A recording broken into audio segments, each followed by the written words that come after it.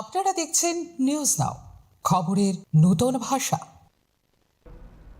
ত্রিপুরার সমস্ত স্কুলে এবার থেকে প্রতিদিনের প্রার্থনা সভায় বাধ্যতামূলকভাবে গাওয়া হবে জাতীয় গান বন্দে মাতরম এবং তারপরই জাতীয় সঙ্গীত জনগণ মন। বিদ্যালয় শিক্ষা দপ্তরের নতুন নির্দেশিকায় এই সিদ্ধান্ত কার্যকর হয়েছে। রাজ্যের সরকারি, সরকার পোষিত, বেসরকারি এবং স্বীকৃত মাদ্রাসা সহ সব শিক্ষা প্রতিষ্ঠানের জন্যই এই নির্দেশ প্রযোজ্য।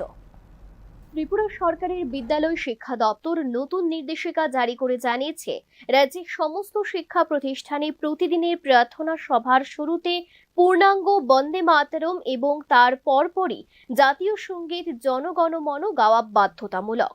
এই নির্দেশ সরকারি, সরকার পোষিত, বেসরকারি এবং স্বীকৃত অনুদানপ্রাপ্ত ও অনুদানবিহীন মাদ্রাসা সহ রাজ্যের সব স্কুলের ক্ষেত্রে প্রযোজ্য।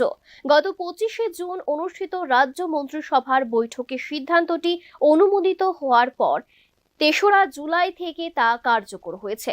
শিক্ষা দপ্তরের দাবি, শিক্ষার্থীদের মধ্যে দেশপ্রেম, জাতীয় ঐক্য এবং জাতীয় প্রতীকগুলির প্রতি শ্রদ্ধাবোধ জাগিয়ে তুলতে এই উদ্যোগ নেওয়া হয়েছে। একই সঙ্গে সব শিক্ষা প্রতিষ্ঠানে জাতীয় গান এবং জাতীয় সঙ্গীত পরিবেশনের ক্ষেত্রে একরূপতা বজায় রাখাও এর অন্যতম উদ্দেশ্য।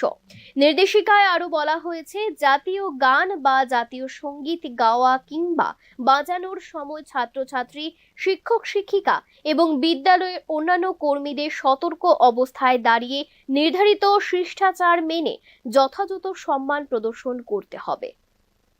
Bureau report, news now.